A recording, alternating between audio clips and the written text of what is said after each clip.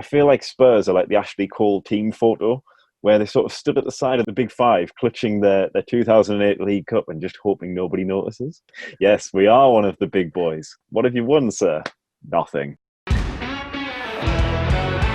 Tipping Liverpool to stay up this year. Thanks for explaining how the Premier League works, then. Enjoy that now. No.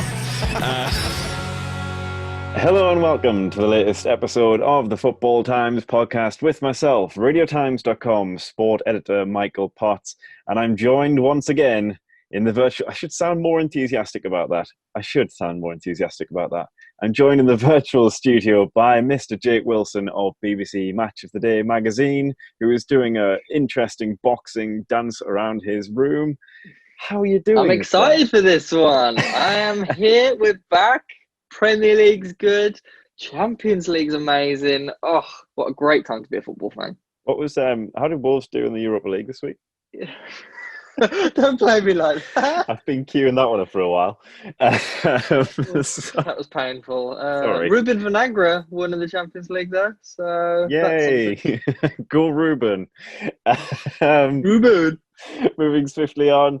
We're here to preview some of the weekend's biggest games on TV. What else have we got? We've got some Fantasy Premier League therapy and tips. I've actually had a good week, so I think I'm a little bit more qualified to give tips this week. And then we're going to have a little bit of a chat about generally the state of the Premier League at the moment. There's been a lot of talks, there's been a lot of bluster and pomp and whatever you want to call it, but there's been a lot of chatter about what is going to happen with the future of the Premier League. So we'll be coming to that at the end. First up, let's go to this weekend's games. West Ham versus Manchester City. We'll start with West Ham. They're having a bit of a season. Yeah, it's not going too badly, is it? They showed some real grit. 3-0 down against Spurs and fought back to 3-3. And that's after beating Wolves 4-0. Yep, thanks for that. Sorry. And beating Leicester 3-0. So 10 goals in 3 games, 7 points. Yeah, amazing. It's not bad for a club who were sort of crisis club, wasn't there? There was a lot of angst over the summer about the direction of the club, and I know that's still not over. That's still not. It's very much papering over some of the cracks there potentially, but yeah, they've got a lot of sort of individual excellence in that squad. I think we've talked about them a little bit before, but obviously it was Lanzini's turn this time with an absolute ping. That was a heck of a strike, wasn't it? Really. I kept rewinding it. It's been a while since I've sort of sat and rewound a goal and watched it over again, but that's just so well hit. It's just one of those that is so dreamy to watch. I think if he'd had more time on the ball, he wouldn't have hit it like that. But because it was coming at him so quickly and the defender was coming in, he just had to whip one off. And blooming heck. He almost cut across it. Like he cut across it. He almost like sliced it in. Almost like it was one of the greatest ever sliced finishes of all time. Like he just seemed like just cut across it. It was so sweet. Absolutely love that. And obviously in the 94th minute or whatever, I don't want to sound like a commentator here because I feel like the commentators are all doing this at the moment, but it would have been great with the fans in there. Just to see, yes, it would. See the sort of the fume from one end and the absolute pandemonium from the rest. Yeah, but West Ham, they've got a lot of individuals sort of thriving. They've got Antonio up front who, I mean, where's he been for most of his career? I feel like what we're seeing now from him straight through the middle, it's almost a shame that it's coming, when he's 29, 30. Like where was this earlier in his career? But fair play, he's doing it now. Fornal's coming into it. His touch the other week, I can't remember who it was against.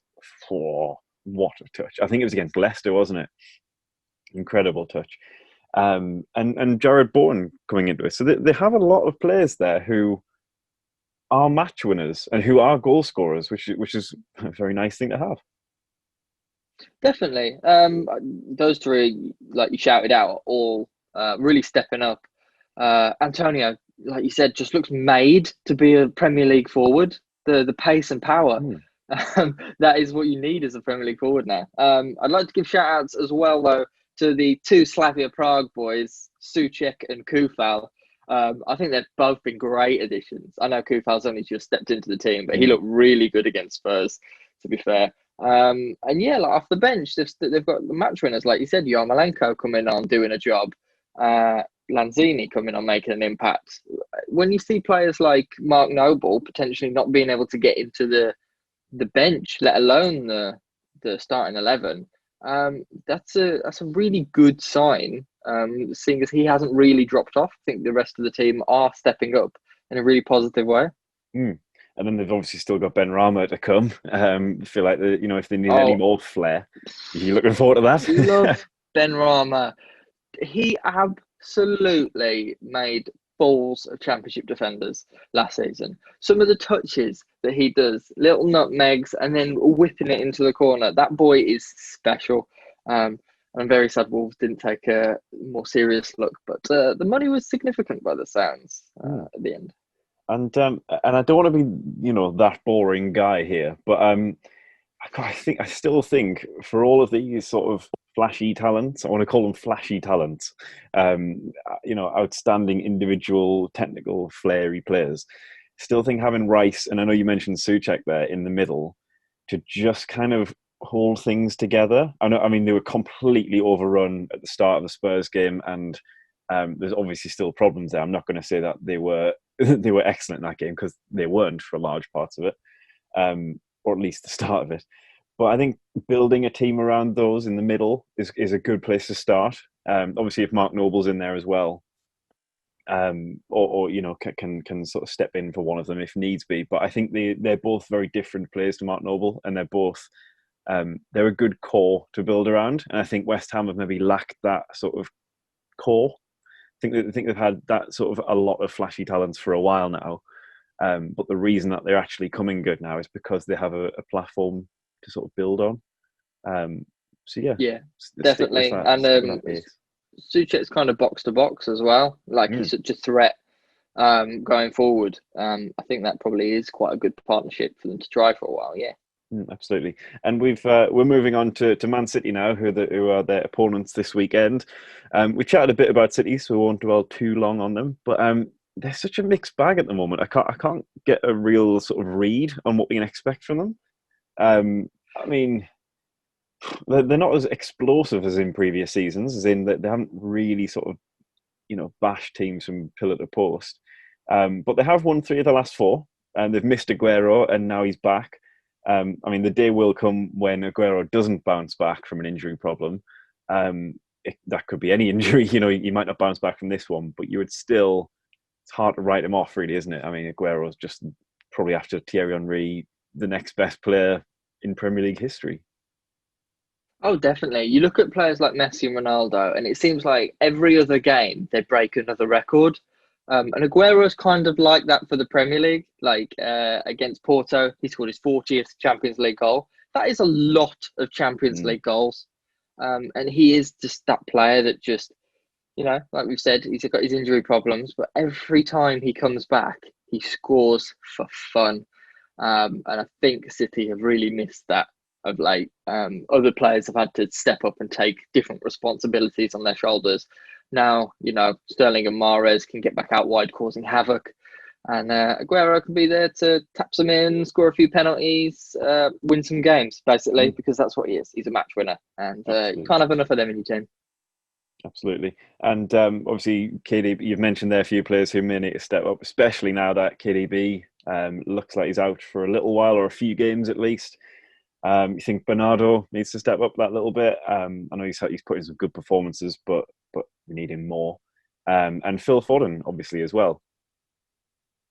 Just definitely. I know. I'd like to say Ferran Torres as well, because that boy looks motivated every time he steps on the pitch for City. Ferran Torres looks like he wants to beat players. Came on against Porto, and just looks so direct, so energetic. Got his goal, really well taken goal. And I think Pep's kind of brought him in and said, "Okay, this year you're not going to be my starter. you're going to be an impact player, and I want you to make an impact because next year, if you've made enough of an impact, you might start for this team. And I think he's there and he's chomping at the bit to prove himself. And that's the player you want on your side. I'm yet to properly watch Torres. Actually, I'm quite interested. I haven't really watched Man City a lot this season. But yeah, I'm interested. I'm intrigued. Apologies if you heard my sneeze there. That was, hand space face, but or whatever you want to call it. But prediction for this one: West Ham versus Manchester City.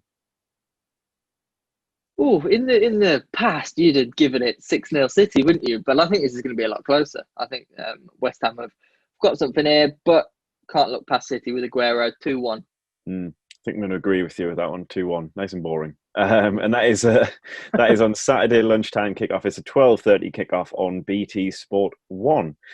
Moving on, we have probably the showpiece game of the weekend. I mean, every game is a showpiece game at the moment because nobody knows how to defend and everybody knows how to attack. But we have Manchester United versus Chelsea. It's a 5:30 kickoff, also on Saturday. It's on Sky Sports Premier League, main event, and Now TV. We'll start with Manchester United. Once again, I keep coming back to this. I feel like United, this is maybe social media talking, but I feel like it's never more than a game away from a crisis, and yet they've actually performed very well recently. I know that the Spurs game was an absolute horror show. I think all we really learned from the Spurs game was that once they go down, it's quite hard to get their heads back up. But even then, like they came back the other night to beat PSG. They've won 5 of the last 6. They've scored 3+ goals in 4 of those 5 wins. It's a little bit scruffy, but they're just getting the job done every week. I don't think it's as bad as people would make out at Manchester United, and I've said that, I've maintained that for about 2 years now. I don't think it's as bad as people would actually make out. No, it's always with Man United, isn't it? It's always glory or abject failure in their minds, I think, because they had so many years of being such a wonderful side. Now that they're just a very good side, that seems like quite a fall. I think you're right, though. They've definitely got the players to win any game, and I think the players are getting them through. Solskjaer's obviously got getting the tactics right. They are beating good teams. Newcastle aren't a bad team this year, and they will cause a lot of shocks. So to beat them 4-1 in the end was very good. They looked very, very good against PSG. PSG didn't have a great night, but United looked much the better side and deserved Rashford's late winner. And yeah, I think signs are good there. Really, I think we should give Solskjaer the credit he deserves. He didn't get any of his top targets in the summer. It's not like they've gone out and bought a Sancho and he's running the game for them. They have still got the same players basically that they had last year, with a few little additions. And I think they're going to do the business again this year. I mean, this is probably controversial, but I actually don't think they needed to sign a Sancho this year. I don't know. I know obviously they wanted a winger, and nobody's going to turn down a Jadon Sancho if they're falling into your lap. But I just think in Martial, I know people have written off Martial already, but obviously had such a good end to 1920. There's clearly a player in there, and Fernandes, he scored in 4 games in a row now, obviously including penalties, but they all count. 3 assists in the last 5. It's the same Fernandes. You've got Rashford, who's like slowly coming into it, scoring goals. I don't know. I just think they have the core of a team there that they can build on for years to come. And they, of course, once every 2 years they might need to, really open the wallet and spend big on an attacking player. But I think there's enough there, and they're all so young that they didn't necessarily absolutely need a winger to succeed this season. But yeah, who knows? And obviously a crucial run of games coming up. They have Chelsea, they've got Arsenal, they've got Everton, all with a couple of Champions League games either side. So you feel like this is going to be quite a pivotal time for them. But again, like the PSG game, they're turning up and winning the big games, and that is almost what you need from Man United. They've got this weird underdog mentality, I think, sometimes. And that's not particularly a compliment because it's Manchester United and they should be the dog, not the underdog. But yeah, I don't know. I still think they're going to win more games against the big teams than the likes of Arsenal this year. Obviously, they've got a terrible away record, which we'll come to. But I just think United have got it in the big games. They do know how to turn up, and those players do know how to perform. Definitely. I think there's definitely a mentality there of people are writing us off, people are against us. And I think that definitely works to a team's favour. Mourinho loves a mentality like that. So if Solskjaer has taken that on too, good things could occur. Yeah, absolutely. And obviously, the first of those tricky games, Chelsea. Chelsea, they're kind of going along exactly how everybody would expect. They're scoring a lot, conceding a lot, and sort of middling around in the table. Timo Werner on the score sheet twice, Havertz on the score sheet as well. I feel like that's going to be a somewhat familiar score sheet for Chelsea. Are you like the look of them so far? Have you watched much of Chelsea in recent weeks, now that they've got players coming back from injury and looking more like how we'd expect them? Yeah, from what I've seen, good signs. I want to lean away from the attacking players though. They got a 0-0 against Sevilla in the Champions League. Yeah. That is a very impressive result. To keep Sevilla a clean sheet. Sevilla knocked Wolves and Man United out of the Europa League last year. They are the European dynamos.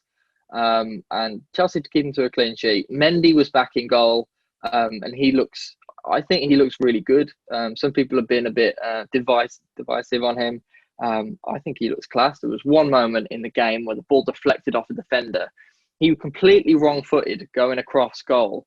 And his long arm hooked the ball from behind him and kind of like pushed it far away out of danger. And it was a really impressive move. And I really like him. And I think that will do Chelsea the world of good. Their centre-backs, who have not been the most reliable, to have a goalkeeper behind them that they are trusting in rather than one that they are wary about, could turn Chelsea to the next level.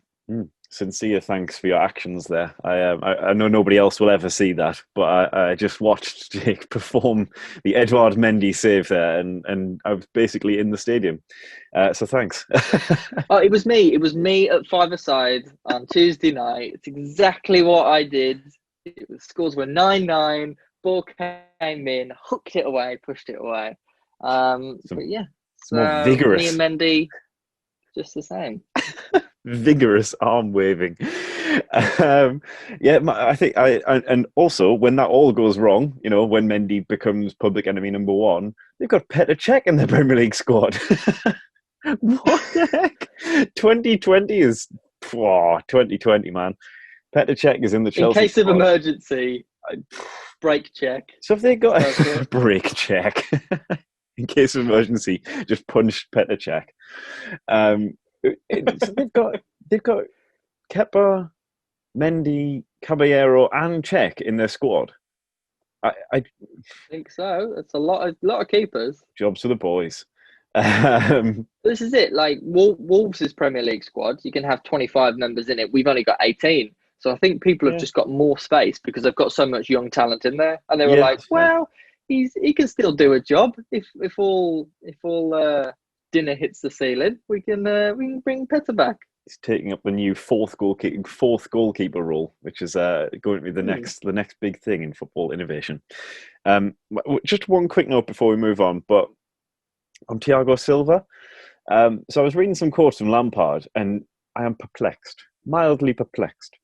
This is Lampard after the game. He said, "I will always work closely with him, and I remember being in the same position myself towards the end of my career in the last year in the Premier League. I'll be very aware of maintenance training and his selection, as we want him to play as many games as we can to be at his optimum level." He sort of said that in a positive way. It's like, yeah, we'll get the most out of Thiago Silva and things like that. But as we saw at the weekend against Southampton, they conceded 3. They were back to this defence of Christensen and Zuma. And I just think, is Thiago Silva as good as he is? He obviously is getting on a little bit. And if you bought in this sort of saviour of your defence, if Thiago Silva is kind of what you're pinning your hopes on, from the back line, and then kind of admitting that he's going to have to walk this tightrope all season and may not be fit for every game and stuff. It doesn't strike me with a lot of confidence. I don't know. Maybe it's a small thing, and maybe he will play 30 plus games this season. That would be great. But just think Chelsea had to do more. I know they've spent a lot of money going forward, but I think they had to do more. I think you want more than a centre back who may or may not be able to play most of your games this season. Yeah, on paper it looks short term, doesn't it? It's a very short deal. They've got him on. Doesn't really solve any of the problems. It just delays them. But I guess they also are hoping that his experience on the training ground in the year of Zuma, in the year of Christensen, does that job and turns them into players who make fewer mistakes. So, yeah, I'm pretty sure that's where the direction will be. Yeah, no, I mean, still think it's a great sign, and obviously on a free transfer as well. It's just, it feels a little bit like they're kicking the can down the road and sort of, is that really fixing the problem, or is that just some sort of tokenish gesture towards the problem for this year? But who knows? Prediction for this one: Manchester United versus Chelsea. Yeah, United the league double over Chelsea last term, 4-0 and 2-0. So I am going 3-2 Chelsea. Interesting. I'm going with Manchester United here. I'm going with a possibly a 3-2. Let's go 3-2. Let's just have goals. Ooh, it's on the opposite. That's bragging rights for next week. That. Yeah, there we go. Yeah, let's revisit this. 0-0.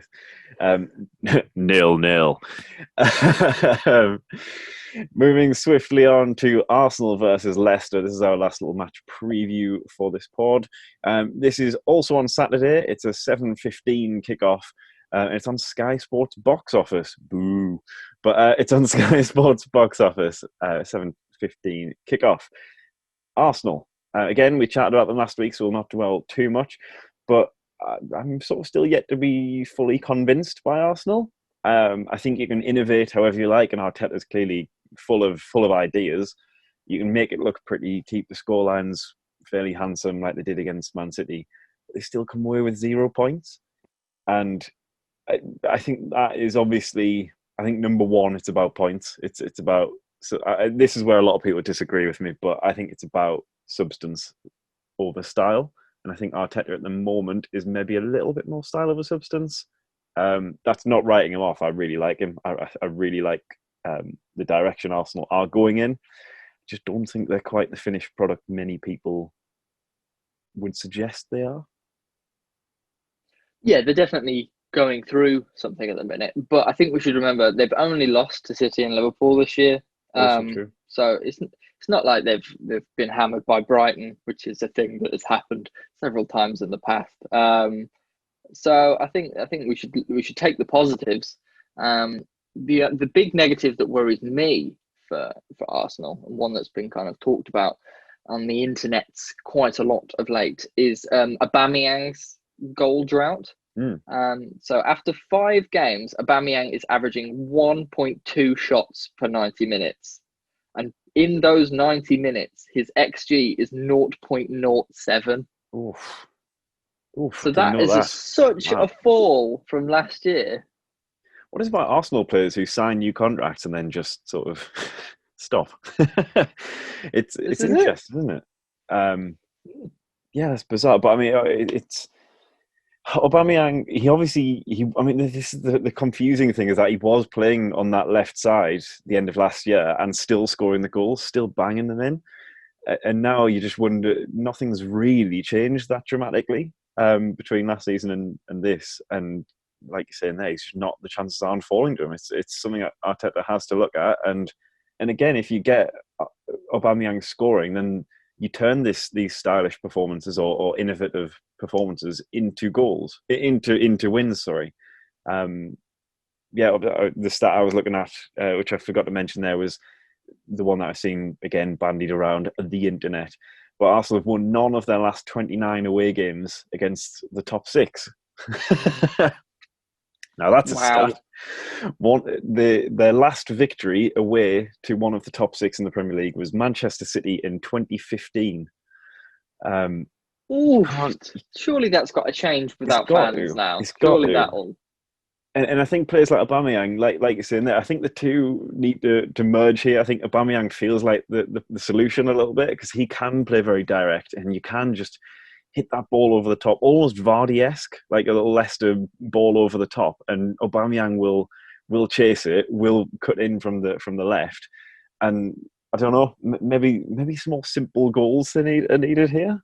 I know that sounds quite rudimentary. I'm not going to tell Arteta how to do his job because he's a genius still. But I don't know. I think they maybe just need to be a little bit more direct in games, particularly against the big teams. And speaking of Leicester, speaking of Vardy, speaking of directness, they're up against Leicester this week, who scored 2 against Arsenal in the Cup. They scored 5 against City, but they've gone goalless against West Ham and Villa and conceded 4 between those 2 games.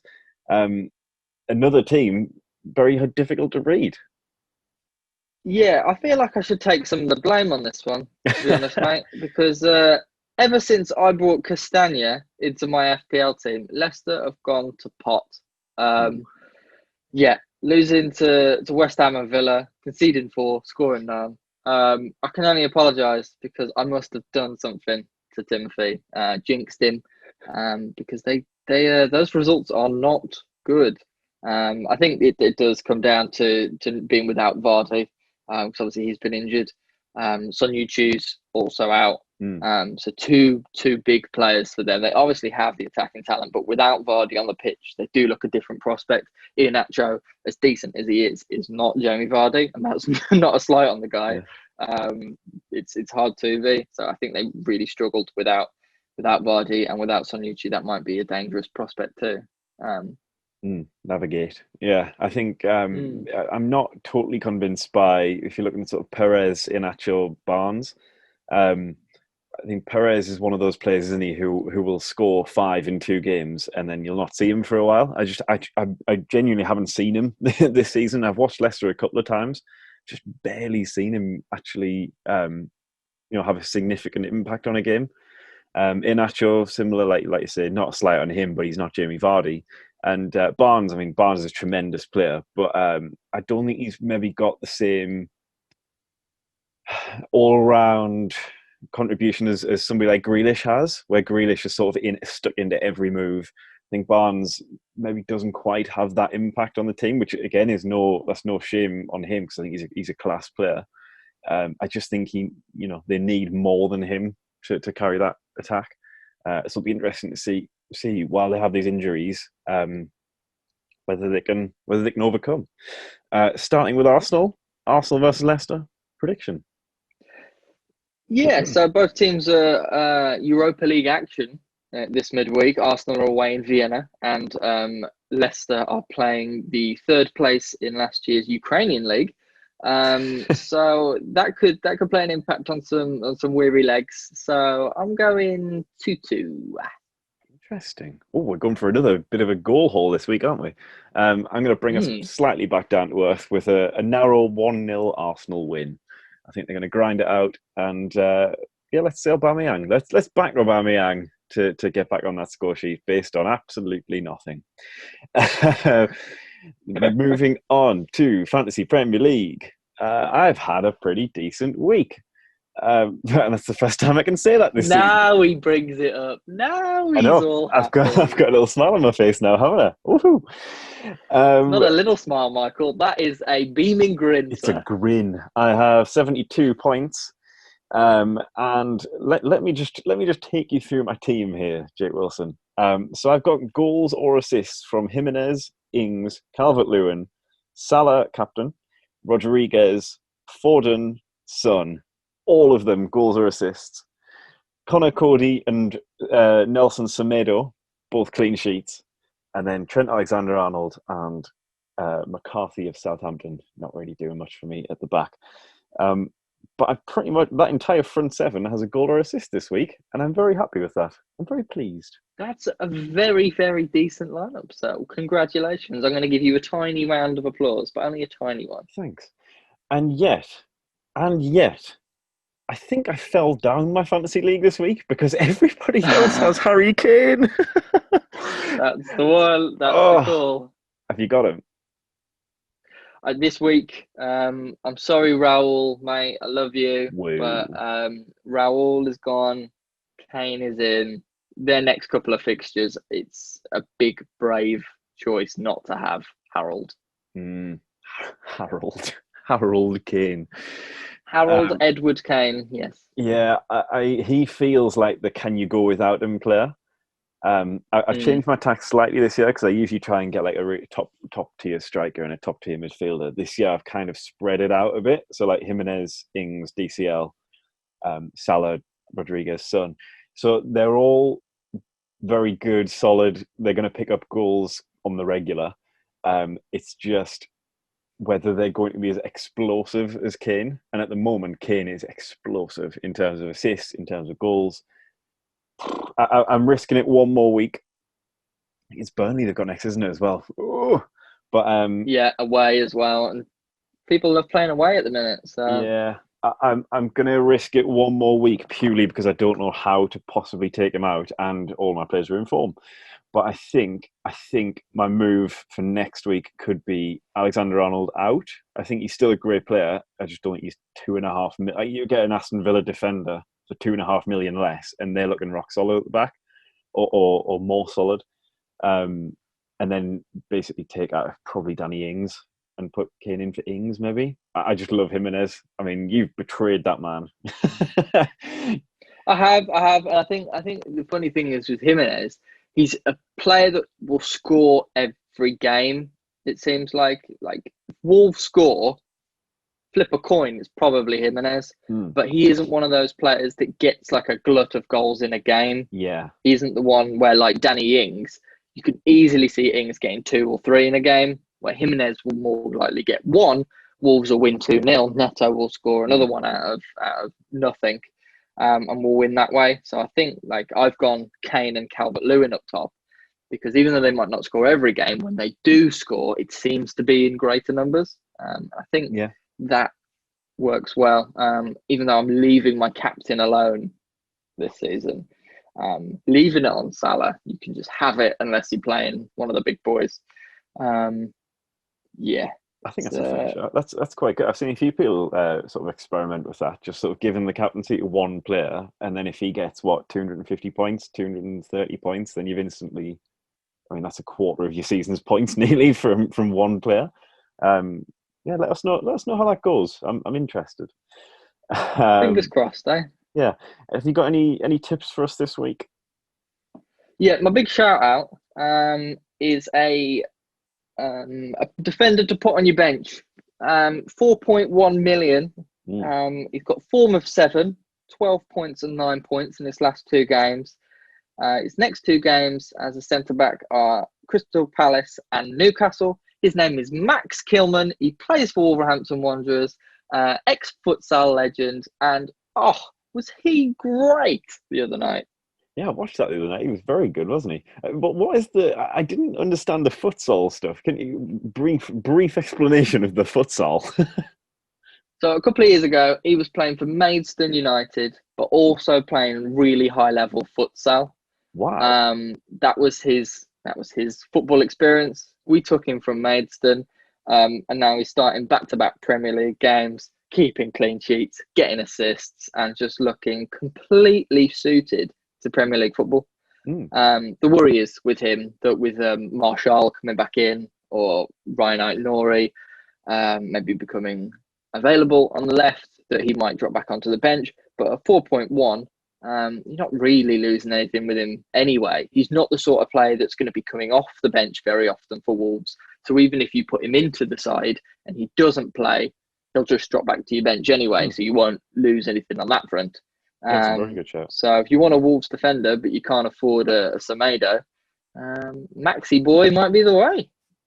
Absolutely, I like that. And you would think as well. I mean, my limited knowledge of futsal, but you imagine that means he's probably got decent ball control skills and sort of can play out from the back, and especially on the back 3 there.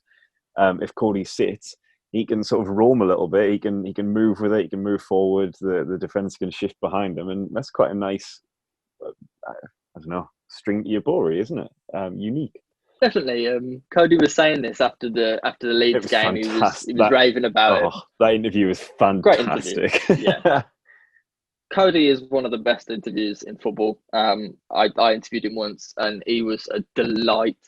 Yeah, back to Max. He was saying in training, he's one of the only players who likes going up against Traore, because Traore is obviously so big and so powerful and so good with the ball, close control. Kilman, with all his futsal experience, all he used to do was like try and take the ball off really skillful players, I imagine. So it's the same game. He likes the battle, likes the footwork, yeah, I'd bank him to play a few more games for Wolves this season. Fascinating, excellent. Yeah, and like I say, bench, easy to put on the bench, easy to slide in if he keeps playing. He's fine having him as second or third on that little bench of yours. I'm going with, I think Villa. Well, I've doubled up on Wolves defenders already. And Villa look like the other team. I've put Emi Martinez in this week. That's my transfer for the week. I've put Martinez in for McCarthy, which isn't particularly it's not the most enthralling move, but he's still sub 5 million. And they've got a lot of decent fixtures coming up. Actually, Villa, they've got maybe one or two tougher games in the next 10 weeks, I think. So he's quite a good just sort of set him, forget him, and get on with it. And also teammate Ross Barkley at Villa. I know we've chatted about him before. I had a little bit of a bold prediction, bold claim about Barkley being one of the signings of the season, and obviously he turns up with a 90th minute screamer to win it. So contender there for your midfield. Again, could even put him on the bench, even first on the bench. He's sub 6 million. He's 5.9 at the moment. Another goal could probably boost him up, but he's going to play every game, isn't he? And hopefully score a few more goals for Villa. Now, that concludes our Fantasy Premier League chat. Let's go to, what was my segue? It was going to be very neat there. Let's go from Fantasy Premier League to Premier League Fantasies. See what you did there, pal. So, the Premier League. Smart. I know, this guy. The Premier League is in slight disarray at the moment. We have mutinies, we have, I don't know, behind the scenes planning, plotting. It's all a bit conniving at the moment. We've heard once again these plans for a breakaway. The Euro Super League is probably the most talked about league to never happen. I gather this latest plan would sort of run alongside the Premier League, maybe as a Champions League replacement or something like that. But it would be a bit more of a closed shop, or far more closed than it already is. I guess, and I mean, I guess that could almost be a precursor for those bigger teams leaving the league altogether. I guess, what do you make of all of these little sort of, it seems quite opportunist, these little power grabs almost from the big six? What do you make of it all? Teams like Wolves and Leicester, right now, they have something to play for every season. They are scrapping and clawing for 5th, 6th and 7th, really. Leicester did better last year. But that gets them to the top table. That gets them into Europe. That gets them seen by the world on top of the Premier League. And that's really important. And I don't think it would be good for those teams, or the Premier League as a whole, if that opportunity isn't there. So we need to keep an eye on this one, because it affects everyone. I think it's interesting. I always sort of cringe. When it's called the Big Six. I don't think I can actually write Big Six without sort of putting apostrophes around it, because I just think it's such an arbitrary, like, there you are, there's the 6 biggest teams. Like, if you actually sort of sit and think about it, I mean, for starters, Arsenal finished 7th last season, so, which is your point there exactly, isn't it? Leicester making that run in there, Wolves hoping for a run this year, Everton hoping to try and crack in there this year. Like City and Chelsea, they've won as many top division titles as Sunderland. United. So There's the call. There it is. The call. You've got a lot of Wolves crack. Okay, so I'm just going to shout my boys out. But who was Sunderland playing in the Premier League this week, mate? Oh, come on. We beat Crew Alexandra 1-0 on Tuesday night, and I'm very happy with it.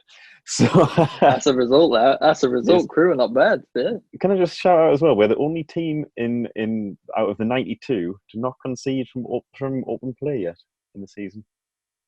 Wow. Yeah. Nice Six one. games in, The we Dion Sanderson effect, no? conceded one penalty, and Dion Sanderson has not played yet. Back on target. So City and Chelsea have won as many top division titles as Sunderland. United have only won one more than that. If you take the Fergie sort of era out of that, what you call that as an extended period of form. I've got to rattle a few United fans there. Obviously, Liverpool hadn't won the title in 30 years. I find the Spurs really funny as well, because obviously Leicester have won the league more recently than Spurs, and I really like Spurs. I'm saying this all from a place of love. I love Kane, I love Mourinho, all that, but you kind of feel like they're a bit like that. Do you remember the Ashley Cole photo? I feel like Spurs are like the Ashley Cole team photo, where they sort of stood at the side of the big six, like the big five, clutching their 2008 League Cup and just hoping nobody notices. Like, yes, we are one of the big boys. What have you won, sir? Nothing. It's just, I find them quite funny in that sense. But yeah, I just don't think football fans want this. I think football fans want to talk about football and not the politics, not the behind the scenes dealings. People want to go to games with their mates and enjoy them, and whether it's West Brom, Burnley, whether it's Man United, Liverpool in a European Super League, fans want to go to games. They want to enjoy them with their mates. They want to drink. Once the pandemic sort of comes to an end and fans are allowed back, I think we just want to enjoy football quite simply. And I think football has kind of wrapped itself up in this complicated mess where a lot of people are trying to. There's nothing wrong with trying to make. They are businesses and they are trying to make money out of their businesses. There's nothing wrong with that. But I just think when it comes to things like reshuffling the Champions League, it's already tremendous. Like the Champions League, the cream usually rises anyway to the top, and it's just an awesome competition. Like again, I as a fan of a lower league club now, and not traditionally one of the big boys in the Premier League, I still love tuning in and watching. I think it was Bayern Atletico last night and Liverpool Ajax. Like, you want those games. Some of the moments in recent years have just been outstanding, and I think is that not enough? Like, is that not enough for some owners? They're still. I think the Champions League is unrivaled, like you've said. And I think that's because you get the big ties. We're going to get Messi, Ronaldo next week, Barca, Juve. But then you also get Real losing to Shakhtar, and I think that's a lovely part of it as well. Like I say, interesting to see how it's going to pan out. You get the vibe that nothing's going to change soon. I know potentially in a few years' time that might be different, but you feel like substantial changes to the Premier League won't be happening anytime soon. But again, we wait and see, and in the meantime, we continue to support our teams. We continue to go to games as and when we're allowed, and just keep getting bums on seats, because that's ultimately what football is about. Thank you very much for joining me, Mr. Wilson. It's been a bit of a longer one, that I think, but a good one, an enjoyable one. And what is on Match of the Day? What is in Match of the Day magazine this week? Yeah, like I said last week, very exciting this issue. It is the second part of our league ladders in there. So for all the nostalgia, or for letting the little ones keep up with the Prem, our league ladders are the best way to do that. We've also in the mag got a massive Champions League guide. We've been raving about it, just like the pod. Champions League's amazing, and there's so much in the mag on that. And you can win a Nintendo Switch, so that's quite cool too. Yes, please. If you want to send one this way. Not you. You can't, Michael. You can't win one. When you get lots of MPOT entries. No, I love the league ladders, by the way. Is that sort of you're moving the teams up and down depending on where they are? I like that. Yeah. You know it. Seen a few people do that over the years. Enjoy it. Good times. Thank you very much, Mr. Wilson. And yes, you can come to radiotimes.com/sport for all of the sporting previews, for everything coming up on TV. We've got all the Premier League games, all the Champions League games, all the Europa League games. We've got the Six Nations coming back this week, which is bizarre. It's November and it's October, but we have Six Nations coming back. We've got a bit of Vuelta a España and the end of the Giro d'Italia for all you cycling fans out there. A bit of everything. Come and join us. Thank you very much for listening. We'll see you next week. Take care.